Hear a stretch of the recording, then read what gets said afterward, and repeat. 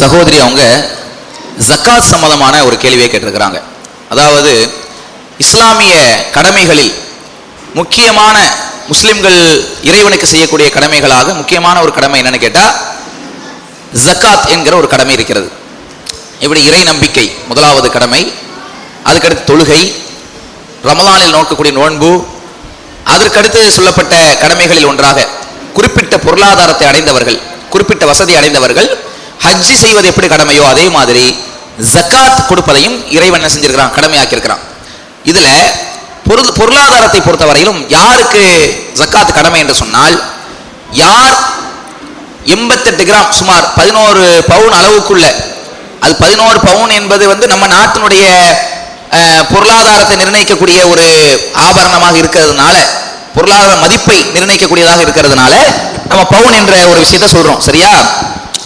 11 பவுன் தங்கம் அளவுக்கு பொருளாதாரம், அது தங்கம் தான் இருக்க வேண்டும் என்று அவசியம் இல்லை. நல்லா கவனிச்சுக்கணும். 11 பவுன் தான் இருக்க வேண்டிய அவசியம் இல்லை. 11 பவுன் விற்றால் எவ்வளவு காசு வருமோ அந்த காசு அளவுக்கு நகை இருந்தாலும் சரி, அல்லது வீடு இருந்தாலும் சரி, அல்லது பொருள்கள் இருந்தாலும் சரி, அவர் மீது ஜக்காத் கடமை. என்ன விளங்குதா? 11 பவுன் என்பது 11 பவுன் என்கிட்ட இல்ல, 5 பவுன் தான் இருக்கு, ஆனா 20 லட்சம் ரூபாய்க்கு வீடு இருக்குது அப்படி சொன்னா அவர் மீது ஜக்காத் கடமை இல்லையா? அவர் மீது ஜக்காத் கடமை. ஏன்? அல்லாஹ் சொல்வது 11 பவுன் என்பது 11 பவுன் இருக்க வேண்டிய அவசியம் இல்லை. ஒருத்தர் 5 பவுன் தான் வச்சிருக்கிறாரு, ஆனா 11 பவுன் வித்தா எவ்வளவு காசு வருமோ அவ்வளவுக்கு அளவுள்ள பொருள் வச்சிருக்கிறார். 11 பவுன் வித்தா எவ்வளவு காசு வருமோ அவ்வளவுக்குள்ள பணமாக வைத்திருக்கிறார், வீடாக வைத்திருக்கிறார், சொத்தாக வைத்திருக்கிறார் என்றால் அவர் மீதும் ஜக்காத் கடமையாகுது. அப்ப 11 பவுன் என்பது எதை வச்சு சொல்றோம்? அது பொருளாதார மதிப்புக்காக சொல்றோம். 11 பவுனுக்கு எவ்வளவு பொருளாதார மதிப்பு இருக்குதோ அந்த மதிப்பு அளவுக்கு காசாகவோ பணமாகவோ நகையாகவோ இருந்தால் அவருடைய செல்வத்தில் இருந்து 2.5% ஜக்காத்தாக ஏழைகளுக்கு கொடுக்க வேண்டும். இதை இஸ்லாம் என்ன செஞ்சிருக்கு? கடமையாக்குது. 2.5% அவருக்குரியது கிடையாது. இப்போ ஒருத்தருக்கு 1 லட்சம் ரூபாய் இருக்குதுன்னு உதாரணத்துக்கு சொல்றேன், 1 லட்சம் ரூபாய் இருக்குதுன்னு சொன்னா அந்த 1 லட்சத்துல 2500 ரூபாய் அவருக்குரியது அல்ல. அல்லாஹ் ஒரு 8 வகையான நபர்களை குர்ஆன்ல அல்லாஹ் சொல்றான். யாருக்கு? ஏழைகள், மிஸ்கீன்கள் அல்லாஹ் சொல்றான். ஏழைகளாக இருப்பவர்கள். இன்னொருத்தர் ஃபக்கீர், யாசிப்பவர்கள். மிஸ்கீன்கள் சொன்னா கேட்க மாட்டாங்க அடுத்தவங்கள்ட்ட, ஆனா பார்த்தாலே தெரியும் கஷ்டத்துல இருக்கிறாங்க, பொருளாதார தேவையில் இருக்கிறாங்கன்னு தெரியுது. அந்த மாதிரி கஷ்டப்படக்கூடிய ஏழைகளுக்கு கொடுக்கலாம். யாசித்து வர்றாங்களே, நம்ம வீட்டுல உதவி தேடுறாங்களே, அவங்களுக்கு அந்த ஜக்காத்தை கொடுக்கலாம். வீடு வாசல் இல்லாம, அவங்களுக்கு சொத்து இல்லாம ஊர் ஊரா போகக்கூடிய நாடோடிகளா இருக்கிறாங்களே, அவங்களுக்கு அந்த ஜக்காத்தை கொடுக்கலாம். கடன் பட்ட நிலையில லட்சக்கணக்கில் கடன் வாங்கிட்டு அதை அடைக்க முடியாம கஷ்டத்துல ரொம்ப ஒரு நஷ்டத்துல வாழ்ந்துட்டு இருக்கிறாங்களே, அவங்களுக்கு அந்த ஜக்காத்தை கொடுத்து உதவலாம். அதே மாதிரி அடிமைகளை விடுதலை செய்வதற்கு ஜக்காத்தை கொடுக்கலாம். அடுத்து அல்லாஹ்வுடைய பாதையில சொந்த ஊரை விட்டு நாட்டை விட்டு போகக்கூடிய, ஹிஜ்ரத் செய்யக்கூடிய அவர்களுக்கு ஜக்காத்து கொடுக்கலாம். அந்த ஜக்காத்துடைய பொறுப்பை எடுத்து அதற்காக நிதி திரட்டக்கூடிய அந்த மக்களுக்கும் அதிலிருந்து என்ன செய்யலாம்? ஜக்காத் தொகையிலிருந்து கொடுக்கலாம் என்று அல்லாஹ் ஒரு 8 வகையான நபர்களை ஜக்காத்துக்குரியவர்கள் என்று அல்லாஹ் என்ன செய்யறான்? பட்டியல் போடுறான்.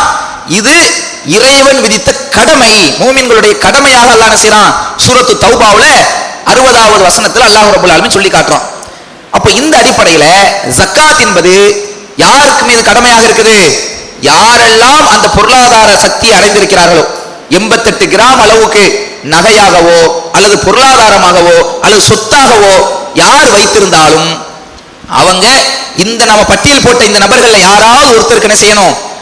அந்த ஜக்காத்தை கொடுக்கலாம். அது ஒருத்தருக்கும் கொடுக்கலாம், அல்லது அந்த காசை சில நபர்களுக்கு பிரித்து என்ன செய்யலாம்? கொடுக்கலாம். ஒரே நபருக்கு தான் கொடுக்க வேண்டும் என்று அவசியம் இல்லை. அதே நேரத்தில் இந்த ஜக்காத் விஷயத்துல பொறுத்தவரையிலும் இப்ப அவங்க கேட்கும்போது என்ன செய்யறாங்க? இப்ப நம்ம வீடா வச்சிருக்கிறோம், வீட்டுல வாடகைக்கெல்லாம் விட்டு அதன் மூலம் வருமானமா வந்துகிட்டு இருக்குது, அதுக்கு பல மதிப்பு சொத்து இருக்குது, இப்ப அதுக்குன்னு ஜக்காத்து கொடுக்கலாமான்னு கேள்வி கேட்கிறாங்களே, அது எல்லாமே இதுல வந்துருச்சு பதில். எல்லாத்துக்கும் கொடுக்கணும் ஜக்காத்துக்கு. சில பேர் எதனால அந்த கேள்வி வருது தெரியுமா? இன்னைக்கு ஃபிக்ஹ் சட்டம்ங்கிற பேர்ல மதுஹபின் மூலமாக மார்க்கத்தில் இல்லாத புதிய சட்டங்களை சில பேர்கள் உருவாக்கி வைத்திருக்கிறார்கள். நம்முடைய சமூகத்துல ஷாஃபி என்றும் ஹனஃபி என்றும் இப்படி இஸ்லாத்தில் இல்லாத இமாம்களே அவங்களை தங்களை பின்பற்ற வேண்டும் என்று சொல்லவே கிடையாது. இவர்கள் உருவாக்கி இருக்கக்கூடிய மதுஹபுக்கும் இமாம்களுக்கு சம்பந்தம் இல்லை. அந்த மதுஹபின் பெயரால் இவர்கள் புதிய சட்டங்களை உருவாக்கி வைத்திருக்கிறார்கள். அந்த சட்டங்களை இவங்க உருவாக்கின சட்டத்துல ஒன்று என்ன தெரியுமா? வசிக்கிற வீட்டுக்கு சக்காத்து தேவையில்லை. இவங்க சட்டமா உருவாக்கி வச்சிருக்காங்க. வசிக்கிற வீட்டுக்கு ஜக்காத் கொடுக்க தேவையில்லை. அதே மாதிரி அணியக்கூடிய நகைகள் இருக்குதா இல்லையா? இன்னைக்கு நகையை வந்து நீங்க 50 பவுன் வச்சிருக்கிறீங்க. 50 பவுன்ல 30 பவுனை நீங்க போட்டுக்கிட்டு இருக்கிறீங்கன்னு வச்சுக்கிறீங்க, நீங்க யூஸ் பண்ணிக்கிட்டு இருக்கிறீங்க அப்படின்னா அதுக்கு ஜக்காத் தேவையில்லை அப்படின்னு ஃபத்வா கொடுத்துருக்காங்க. ஆனா அல்லாஹ் என்ன சொல்றான்? உங்களுடைய செல்வங்களில் இருந்து நீங்க ஜக்காத் கொடுங்கங்கறான். உங்களுடைய செல்வத்தை தூய்மைப்படுத்தக்கூடியதாக நீங்க வச்சிருக்கிற செல்வம், அது நீங்க அணியக்கூடியதாக இருந்தாலும் சரி, வசிக்கக்கூடிய வீடாக இருந்தாலும் சரி, அனைத்துமே நம்ம செல்வம் தானே அது.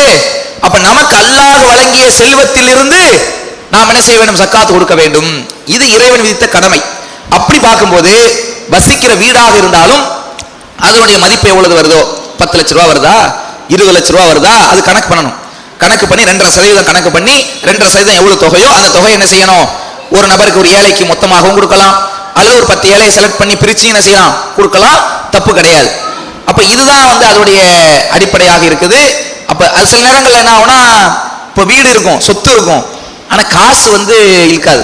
காசு இருந்தாலும் சக்காத்து கொடுக்க முடியும். இப்ப என்ன செய்யறது? அந்த தொகை ஒரு ஒரு உதாரணத்துக்கு ஒரு 2 லட்ச ரூபா சக்காத்து கொடுக்கக்கூடிய ஒரு பொருளாதாரம் வருதுன்னு சொன்னா 2 லட்ச ரூபா நம்ம கையில காசு இல்லை. காசு இடம் மட்டும்தான் இருக்குது.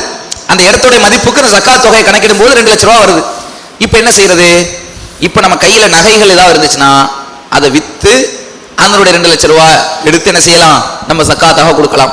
இல்ல நகையும் இல்லைன்னா நம்ம கொஞ்சம் கொஞ்சமாக அந்த 2 லட்ச ரூபா ஜக்காத்துக்குரிய பொருள் ஜக்காத்துக்குரிய தொகை இருக்குதா? இன்னைக்கு ஒரு 5000 ரூபாய் ஒருத்தருக்கு, இப்ப 2 லட்ச ரூபாயில 1,95,000 தான். இப்ப 2 லட்ச ரூபாயில ஒரு அப்போ கொஞ்ச நாள் காசு வந்துருச்சா? காசு வந்ததுமே அடுத்து ஒரு 10,000 ரூபாய் இன்னொருத்தருக்கு. இப்படி நம்ம கொஞ்சம் கொஞ்சமாக கொடுத்து செய்யலாம், கழித்து விடலாம். ஒரே நேரத்துல தான் ஜக்காத் கொடுத்து ஆக வேண்டும் என்று கட்டாயம் இல்லை. இயன்ற அளவுக்கு மவுத்துக்கு முன்னாடி நம்ம இயன்ற அளவுக்கு என்ன செய்யணும்? ஜக்காத் கொடுப்பதற்கு முயற்சி எடுக்க வேண்டும். இதுல சில பேர் தப்பான ஃபத்வாக்கள் கொடுத்துட்டு இருக்காங்க. எப்படி ஜக்காத் எப்போ கடமையாகும்னா, ஒரு பொருள் வாங்கி 1 வருடம் கழித்து தான் ஜக்காத் வந்து கடமையாகும். இப்போ இன்னைக்கு நம்ம ஒரு 10 பவுன் 11 பவுன் வாங்கிட்டோம், இன்னைக்கு உடனே ஜக்காத் கடமையாகாது. 1 வருஷம் நம்ம கையில இருக்கணும், அப்பதான் ஜக்காத் கடமையாகும்னு சொல்றாங்க. அப்படிலாம் இல்லை.